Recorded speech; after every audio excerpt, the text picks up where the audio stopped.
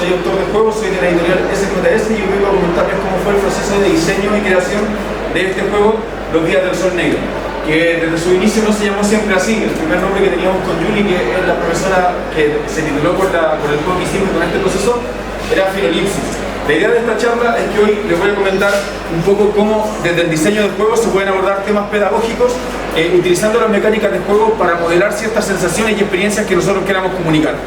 De eso se trata la charla de hoy día y espero les guste. Bueno, para empezar, le quería hablar un poco de cómo nos conocimos con Julie. Julie era una estudiante de pedagogía en filosofía de la Universidad de Chile y yo en ese tiempo era estudiante de física de la Universidad de Chile. Nosotros en la universidad nos conocimos porque yo era muy manija, como dicen acá, de los juegos y ella sabía de eso, ¿no? Cuando llegó el momento de titularse, su profesor de tesis de seminario le sugirió crear algún juego sobre este tema y ella pensó que podía ser una buena idea aliarse conmigo. Cuando me planteó la idea me pareció un proyecto fascinante. Su actividad inicial era crear un mundo post-apocalíptico, en ese contexto una sociedad desde cero. O sea, su actividad se trataba de llevar a los estudiantes a pensar cómo sería la sociedad empezando desde cero, definiendo primero sus lineamientos políticos, cómo iba a funcionar sus leyes. Tenían que pensar toda la sociedad desde su inicio y a partir que iban avanzando en las preguntas, ellos iban respondiendo y esas preguntas tenían que tener concordancia con la sociedad que ellos habían constituido.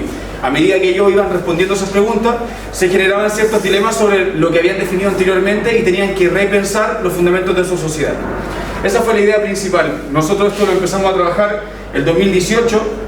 Cuando me planteó la idea, lo primero que pensamos fue cómo podemos llevar esta idea a un juego de mesa, ¿no? En ese sentido, fue bastante difícil porque lo primero que uno tendería a pensar es que la actividad como tal ya era suficiente, ¿no? Plantear una pregunta como tal en el aire, como de imaginarse un escenario post-apocalíptico desde cero, ¿no? Y conversar sobre eso. A nosotros nos parecía que quedaba todavía muy lejano desde el punto de vista de cómo abarcar esas sensaciones y esas experiencias. O sea, nosotros podríamos imaginarlo, pero no era suficiente. Para eso, estuvimos trabajando bastante tiempo en la primera idea del juego. La primera idea del juego fue algo como lo que les voy a mostrar ahora.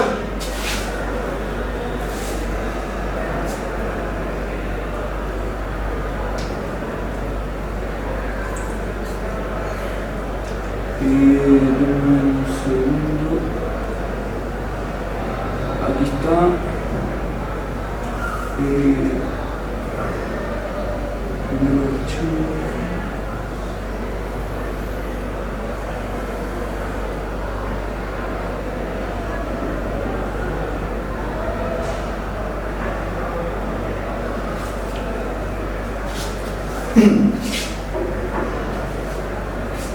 Entonces, lo primero que pensamos con Julie fue tenemos que buscar una manera de meter dentro de este mundo a las personas que van a jugar. No basta preguntarles cosas ni ponerle un texto que tengan que leer ni una respuesta que tengan que imaginar. Entonces, lo primero que pensamos fue si el juego iba a tener o no un tablero, si íbamos a situarnos en algún contexto, ¿no?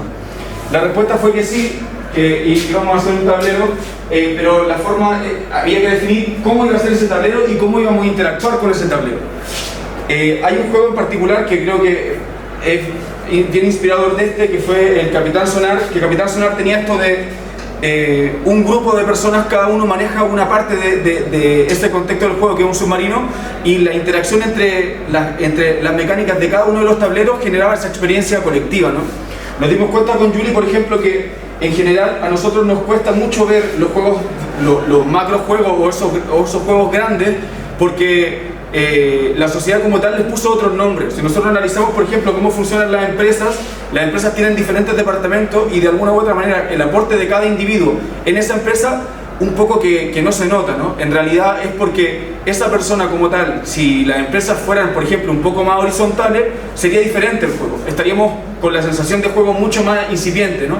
Si nosotros escuchamos a un empresario hablar sobre su empresa, por ejemplo, él en algún momento dice que empieza a jugar, que empieza el juego, que es como cuando las personas son piezas del juego que está haciendo él, ¿no?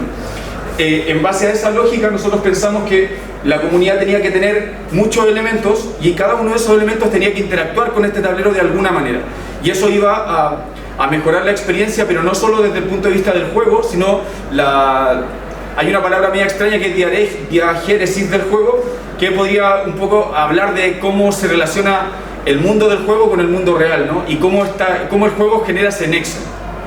Y para eso, lo primero que hicimos fue algo como esto.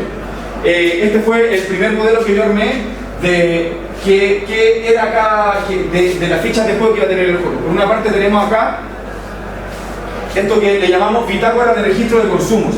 En esa bitácora de registro de consumos, los números que están a la izquierda iban a ser las personas de tu comunidad, y a la derecha íbamos a poner si comiste o no comiste agua ese día. Básicamente aquí lo que pasaba en este escenario, o sea, en esta ficha, era que a medida que íbamos comiendo, al tercer día te morías. De eso se trataba. Y por el otro lado acá tenemos la enfermería. ¿Y la enfermería qué era? Las personas iban a entrar a nuestra enfermería y a medida que avanzaban iba a ir cambiando ese estado. Por una parte tenemos a los heridos de la izquierda y por otra parte tenemos a los enfermos de la derecha. Esta idea, eso sí, la idea base de que se nos ocurrió fue esta. Decidimos que las personas que íbamos a jugar iban a estar representadas en alguna ficha, ¿sí? Al principio, como ven ahí, los números son muchísimos porque las comunidades eran de muchas personas. Esto llevó a que había cierta despersonalización porque, claro, éramos 8 personas controlando la comunidad y habían otros 7 que eran más bien bot. Entonces, las relaciones con esas 7, con esas otras fichas no era lo mismo. O sea, no era lo mismo matar a Juanito que matar a mi compañero que tengo a la derecha, ¿no? Por esa razón, ese número disminuyó y al final quedamos con una cantidad de fichas igual a las personas que jugaban el juego. ¿Qué hicimos con esto? Cuando representamos a las personas con fichas, lo que dijimos fue: vamos a utilizar la ficha en el juego para todos los elementos del juego y esta ficha va a interactuar en cada una de los tableros personales que vamos a tener. ¿Qué significa eso? Que, por ejemplo, en este tablero que les voy a mostrar acá, en todas las partes de donde hay círculos son cosas donde en nuestra comunidad podemos hacerlas las personas. Eso significa, por ejemplo, que aquí ese simbolito que era simplemente personas pasó a ser un círculo y vamos a utilizar el círculo como concepto de persona. O sea, cada vez que viera las personas que jugaran el juego un círculo en sus tableros, significaba que podían hacer esa acción. Por ejemplo, ya avanzando un poco para mostrarle, esta carta que está aquí es en la ficha de exploración. Lo que iba a representar esto es qué porción de mapa, en qué lugar del mapa íbamos a estar y las acciones que íbamos a tener. Esa era la base y ahí íbamos a poder poner la ficha. Entonces, voy a hacer un poco una pausa en lo que voy porque me parece muy muy importante hablar de esto. Al final, la habilidad inicial, o sea, la actividad inicial que tenía Yuli sobre cómo íbamos a constituir su comunidad se transformó en estas dos fichas iniciales en el juego. Estas dos fichas iniciales, este ya es casi su último aspecto, ahora ya han cambiado un poquito, pero esas eran las preguntas más importantes que quedaron al final. Que eran, por ejemplo, ¿por qué decidimos juntarnos en vez de seguir cada uno por su cuenta? ¿Para qué nos juntamos? ¿Cuál es el sentido de nuestra sociedad? ¿Cuántos y quiénes toman las decisiones dentro del grupo? ¿Cómo se toman las decisiones? El método. ¿Cómo distribuimos los recursos entre nosotros y por qué? Dentro de los fundamentos estaba ¿por qué decidimos juntarnos en vez de seguir cada uno por su cuenta? ¿Para qué nos juntamos? ¿Cuál es el sentido de nuestra sociedad? ¿Cuántos y quiénes toman las decisiones dentro de nuestro grupo? ¿Cómo se toman las decisiones? ¿Y cómo distribuimos los recursos entre nosotros y por qué? El trabajo que hicimos en esta ficha fue bastante profundo desde el punto de vista del diseño, porque muy en la primera parte del diseño queríamos ver de qué manera podíamos utilizar este aspecto desde el punto de vista mecánico. En algún momento, por ejemplo, dijimos que en función de la cantidad de recursos que ellos determinaban, íbamos a transformar esa decisión en algún número que iba a estar representado en el juego de alguna manera. A partir de los testeos que hicimos nos dimos cuenta que eso era completamente inviable porque transformaba el juego, la reflexión filosófica, en decisiones meramente mecánicas, y era algo que no queríamos que el juego tuviera. De esa forma separamos las dos fases del juego. Primero tenemos una fase donde se constituye la comunidad y donde se definen los lineamientos de esa comunidad, y por otra parte tenemos la exploración como tal en el mapa y la interacción de estas fichas con el juego. Cuando seguimos avanzando nos dimos cuenta también que gran parte de esa constitución de comunidad quedaba un poco solapada dentro de estos mecanismos, ¿no? Lo primero que apareció fue este mapa. En el mapa por acá, ¿qué fue lo que hicimos? El mapa está dividido en 36 cartas. Cada carta está asociada a una zona del mapa y ese mapa está asociado a los recursos en ese mapa. Y esto es muy sencillo, ¿no? Tanto los conejos como los ciervos iban a aparecer en el bosque. el combustible lo podemos sacar de la carretera. En la ciudad hay comida enlatada, botellas de agua o balas para disparar, ¿no?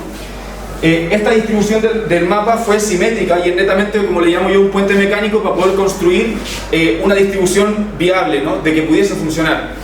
Bueno, los testeos arrojaron que esto sí funcionó, el juego como tal era muy entretenido, pero la sociedad por una parte no estaba en ningún lado, ¿no? La gente jugaba a recolectar recursos, a distribuirlos y ya. O sea, si había que comerse a alguien, se lo comían. Si había que matar a alguien porque ya no nos queda comida, y ya, ¿no? Entonces, ¿qué fue? Y ahí fue donde aparecieron dos elementos muy importantes en el juego, que son, por una parte, estas cartas que están aquí, que se llaman cartas de encuentro. ¿Qué son las cartas de encuentro? Les voy a leer una, por ejemplo. Dice, de pronto, alguien del grupo nota que nos faltan 3 porciones de comida de las que traíamos. Al parecer, hay ladrones en este sector de la ciudad. Cuando nos dimos vuelta, alcanzamos a ver un hombre escapando entre las ruinas. ¿Qué hacemos? Este tipo de cartas, las cartas de encuentro, van a relacionar nuestra constitución de comunidad con comunidades externas, ¿no? O sea, nosotros nos vamos a unar como grupo y vamos a decidir en función de nuestro grupo. De este tipo de cartas hay de 4 tipos, tanto de todos los terrenos que hay. En el juego hay bosque, ciudad, río y carretera. Las cartas de encuentro además nos dieron esa posibilidad de poder incluir ciertas historias dramáticas en el juego, ¿no? Y esto me gusta mucho contarlo porque en los testeos nosotros nos alimentamos mucho de la creatividad de las personas que jugaron. Hay una comunidad que decidió ser una secta, por ejemplo. Los pipistas se llamaban, me acuerdo hasta el nombre. Porque el líder se llamaba Pipa y básicamente todas las decisiones significativas del juego se las preguntaban a él. Esa sociedad terminó muriendo porque eran muy violentos, cada vez que tenían un conflicto y terminaron todos muertos. Bueno, una especie de homenaje es que en esta versión del juego los pipistas están en la comunidad, o sea, andan por ahí por la ciudad buscando medicina, etcétera, ¿no? Y así pasó con un montón de cartas de encuentro que son historias de comunidades que existieron y que quedaron aquí inmortalizadas en el juego. Por ahí, por ejemplo, hay cartas también de niños que se extraviaron y que también en el juego en algún momento puede encontrar la comunidad que lo anda buscando, ¿no? Las cartas de encuentro le dieron un elemento clave a la hora de incluir el elemento de la constitución de comunidad a como nosotros queríamos, porque ahora cada carta de encuentro tenía diferentes posibilidades en función de la comunidad que hayamos decidido. Entonces, había personas que interactuaban con las cartas de encuentro de una manera, dependiendo de los objetivos de su comunidad, y había otras que interactuaban de otra manera. Y además, junto con las cartas de encuentro, también apareció en la segunda fase de testeo esta otra idea, que son las cartas de emergencia social. Las cartas de emergencia social, a diferencia de las de encuentro, están enfocadas en las interacciones propias de la comunidad, ¿sí? Y las cartas dicen algo como esto: X e Y se entreveran en una discusión que termina con Y herido gravemente. La discusión empezó por declaraciones de Y bastante racistas, actitud frecuente que acabó con la paciencia de X y lo condujo a casi darle muerte. La permanencia de la comunidad de ambos sugiere peligros para algunos. ¿Qué haremos con esta situación? Entonces, esta carta, que pareciera no tener ningún sustento mecánico para poder representarla, no apoyamos en las fichas. Y ahora ya me vuelvo a la línea que llevaba antes. Las fichas están individualizadas, tienen un número, y ese número, en este caso, son las personas que están en la comunidad. Entonces yo ahora me transformo en el 5, me transformo en el 6, ¿no? Y soy yo esta persona en la comunidad. Eso le agrega un valor muy fundamental en el juego a la hora de las discusiones, porque por ahí les voy a mostrar algunos videos de algunas experiencias muy importantes que vimos, que se las puedo contar. Creo que fue esa misma. Dentro de la comunidad se dio que habían puras mujeres en una comunidad y un puro hombre, y todas las cartas de violencia o de abuso le salían a él. Era como, ¿cómo? Y bueno, ¿cómo se hace eso? Cada comunidad tiene una bolsa, que nosotros le llamamos bolsas de destino, y básicamente al final del día se barajan las fichitas y las fichas aparecen. Entonces ya no es X e Y, soy yo abusando de mi compañero, soy yo robando o no, habiendo mentido, ¿no? Entonces esa fase del juego se torna una experiencia completamente distinta a este elemento mecánico que teníamos, y este elemento mecánico ahora viene a sustentar esa experiencia que nosotros queríamos dar. Esos dos elementos son lo más importante en el juego, sin duda. Y bueno, una vez que ya teníamos este modelo, decidimos, y ya fue como el momento en que dijimos, ya este juego tenemos que hacerlo, la tesis la vamos a hacer en base a tu juego, y seguimos trabajando este concepto. Se me olvidó contarles una cosa. Entonces, ¿cuál es la mecánica importante? La mecánica de cómo adquirimos cosas. Las fichas en este juego, como somos las personas, representan una posibilidad de hacer algo. ¿Qué significa esto? Que mientras más personas vayan a hacer una cosa, más posibilidades tenemos de hacerla con éxito.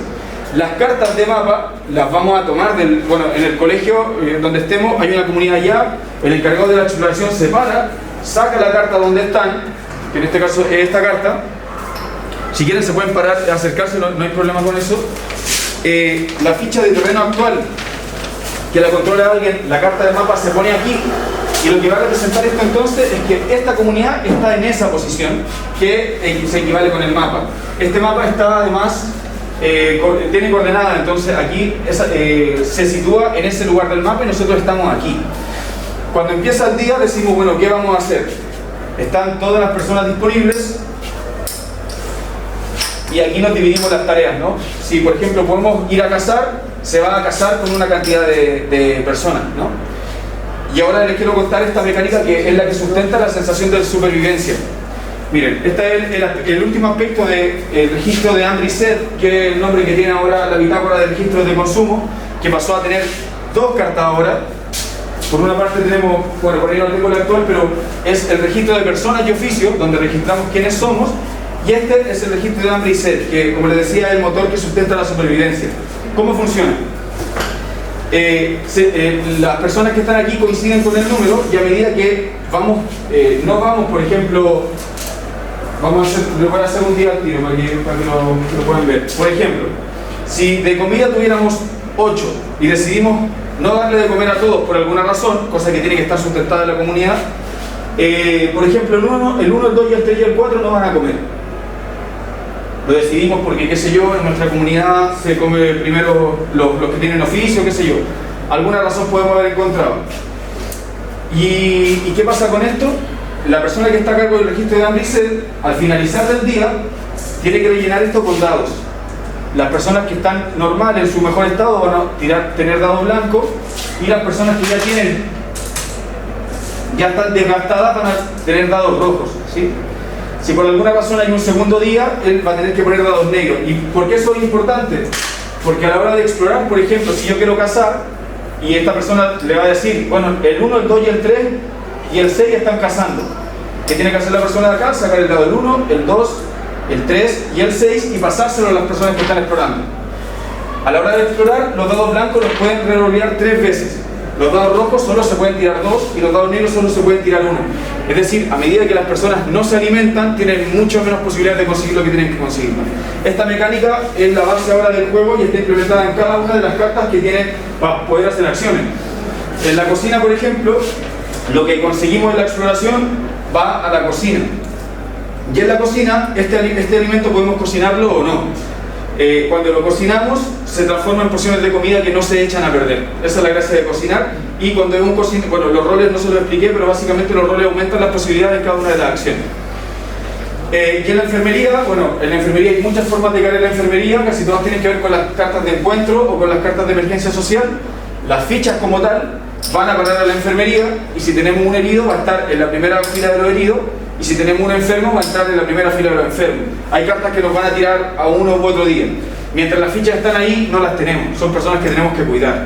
Entonces hay ciertas comunidades, por ejemplo, que deciden no hacerse cargo de las personas, y hay otras que por su fundamento deciden sí, vamos a quedarnos con ellos. Entonces, ¿cómo avanzamos en el juego? Lo que quiero mostrar ahora es el primer prototipo. El primer prototipo, bueno, ella y Julie, ahí estamos, ese mismo día presentamos su tesis.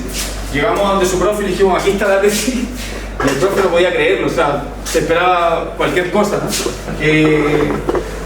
Y bueno, así lucía el prototipo que nosotros hicimos primeramente. O sea, están por aquí las fichas con las que se juega cada comunidad, están esos plumones porque este material era borrable. Estaban ahí por ahí las cartas de encuentro, por aquí las cartas de mapa, y las cartas de mapa coincidían con la figura del mapa. Entonces, una vez que tú sacabas la carta de mapa, quedaba ahí cómo se veía el mapa, ¿no? Y por acá están las fichas de constitución de comunidad, ¿no? Que ahora son menos, son solo igual. Por ahí están las fichas, ahí están las bolsas de destino, y por ahí deben andar los dados chiquititos. Que bueno, hasta ese momento todavía no teníamos implementado esa mecánica, que era la de la supervivencia, ¿no? Ahora, ¿Cómo seguimos avanzando? El proyecto avanzó, apareció la posibilidad de poder postular a un fondo en la misma universidad, un fondo no un gran fondo, pero era un fondo para poder diseñarlo. ¿Ah? Un fondito. Un fondito, claro. Y con ese fondito pudimos asociarnos con Vladimir Nostroza, que es Fredo, que bueno, además es el ilustrador que ha trabajado en algún otro juego de la editorial, y pudimos trabajar en algunas ambientaciones e ilustraciones del juego, ¿no? El juego ahora luce algo como así. Voy a mostrarles todas estas que, bueno, no todas quedaron como seleccionadas, pero para que las podamos ver, ¿no? Así. Que son estas que están acá. Hay algunas aquí, sí. Hay algunas que se las traje para que las vieran. Por ejemplo, esa es una carta de encuentro. Esta me encanta a mí, que es la que decidí imprimir, de hecho. Esa y el registro de hambre y sed. Por ahí alguna material. Esta también es muy temática de cómo se ve la ciudad por arriba.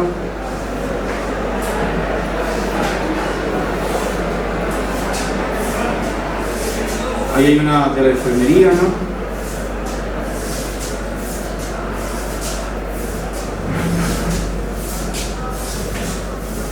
Por acá anda una fogata.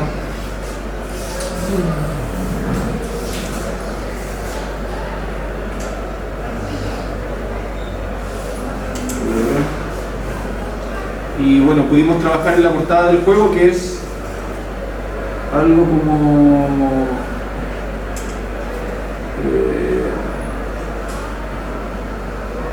como así, ¿sí?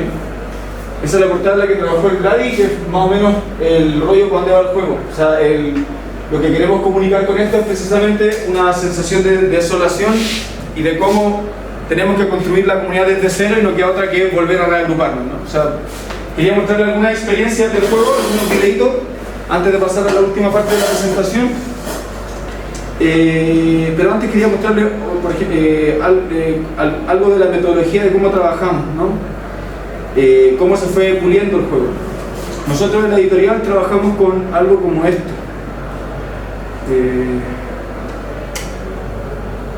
Con una planilla de testeo. Estas planillas de testeo, ahí aprovechamos de ver cómo era el logo antes de la editorial, porque ya eso está cambiado. Acá hay una así la evidencia. Sí, esa es una nueva, ¿no? Ahí para que la puedan ver después.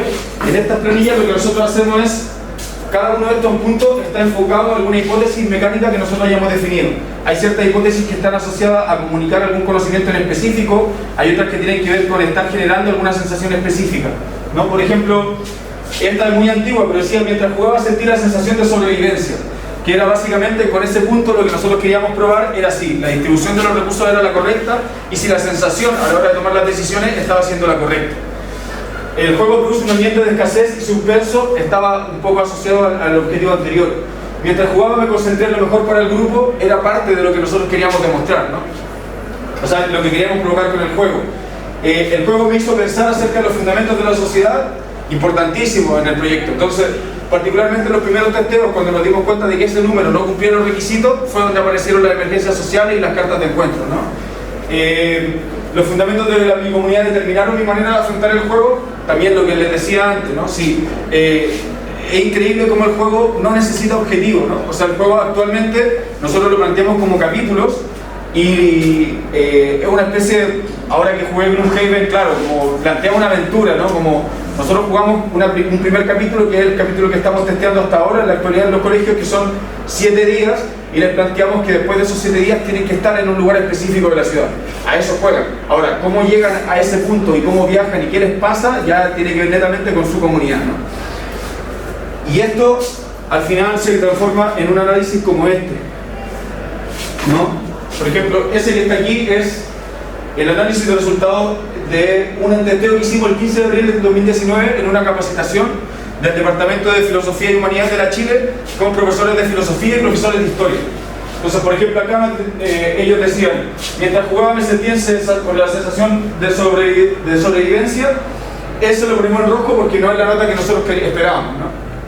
Pero, por ejemplo, el juego me hizo pensar acerca de los fundamentos de la sociedad, está completamente logrado para lo que queríamos. es una herramienta pedagógica que usaría en clase. Bueno, está esa nota y teníamos que pensar por qué para los profesores no era, ¿no? En general tenía que ver con el tiempo de duración. Para jugar era necesario conversar, discutir, interactuar con los demás, etc. Esa es la metodología que nosotros utilizamos para generar este tipo de proyectos en general. ¿Qué me faltaría ahora? Los videos. Ah, verdad. Entonces quería mostrarle algunas imágenes. Ah, pero antes quería compartirle una cosa que tiene el juego que todavía no está implementada, que es lo último que vamos a agregar, es que las cartas de encuentro están asociadas a una probabilidad. Que creo que es una de las cosas interesantes que tiene el juego, que bueno, cuando ya esté completamente implementado lo vamos a probar del todo, pero ahora hay ciertas ideas que se van.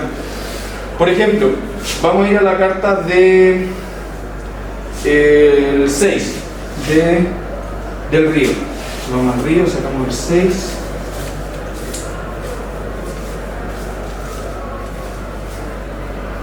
Esta, que dice: a la orilla del río vemos a 3 mujeres bebiendo agua. No lucen muy bien, parecen estar muy enfermas. Cuando nos ven nos piden que la acojamos en nuestro grupo y la ayudemos a sanar, diciendo que luego nos ayudarán en todo lo que necesitemos. ¿Qué hacemos? Si deciden ayudarlas, ubicarlas en la primera casilla de enfermos. Eso significa que si la ayudamos van en los enfermos. Pero además la carta está asociada a una probabilidad acá, que se los voy a mostrar así porque bueno, es más fácil verlo así. ¿Esto qué es? El juego estamos implementando un sistema de tiradas de salvación muy sencillo con 3 dados, donde hablamos de un tema como de normalidad dependiendo de la suma de esos dados. Si tiramos 3 dados sale un 10 y un 11, muy normal en esa tirada. Pero si sale por ejemplo un 16, ya está fuera de la normalidad y podría estar asociado a algún evento distinto. En este caso, cuando las personas deciden eso, tienen que lanzar esos dados y lo normal es que pase esto, que 2 de las personas mueren irremediablemente al otro día y la otra queda en la enfermería. Pero lo poco probable que pasa es que 2 de las personas mueren irremediablemente al otro día, la otra queda en la enfermería y se enferman todos quienes estén en la enfermería, incluso los heridos. Entonces, con ese elemento implementado tenemos un montón de posibilidades para generar con el mismo juego sensaciones y experiencias diferentes en base a las mismas cartas. Entonces, esto es muy extraño de poder explicar, pero cuando, por ejemplo, esta que es una carta, esta es una carta de encuentro, que vamos con la comunidad y nos encontramos con una mujer amarrada a un árbol. Esa mujer amarrada a un árbol, a priori nosotros no sabemos qué va a hacer, y el juego te plantea si la desamarras o no la desamarras, y eso está asociado a una posibilidad. Hay una posibilidad que es lo normal que la mujer haga y otra que no es lo normal que la mujer haga. Ya, lo interesante de eso es que generalmente la historia o la narrativa es como que se encajara y encontrara sentido en base a lo que las personas deciden, ¿no? Como generalmente hay personas que están, por ejemplo, más asociadas a la violencia, deciden amarrarla y la mujer entonces, por alguna razón extraña, decide enfrentarlo, ¿no? Y ese tipo de cosas es significativa al punto en que hasta el día de hoy las personas que lo han probado el juego, que en algunos videos que les voy a mostrar, recuerdan su comunidad tal cual, recuerdan algún hecho característico que le haya pasado, recuerdan algunas cartas de encuentro y cómo, qué pasó en ese sentido. Por ejemplo, hay una que hasta el día de hoy se acuerdan que se lo voy a mostrar. Una persona se iba a caer con toda la comida y decidieron sacar cierta cantidad de comida para salvarlo y lo salvaron y bueno, se los voy a mostrar. Los videos, a ver si lo pillamos por aquí.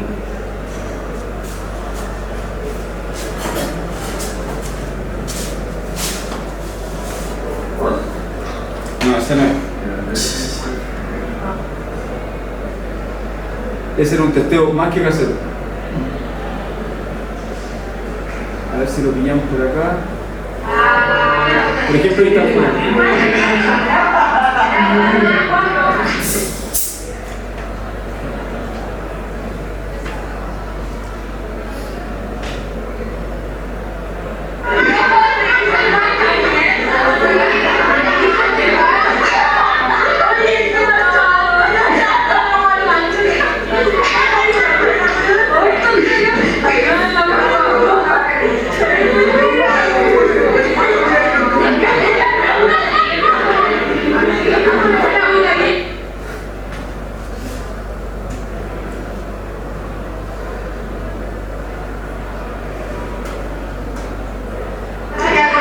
¿Qué hizo ahora?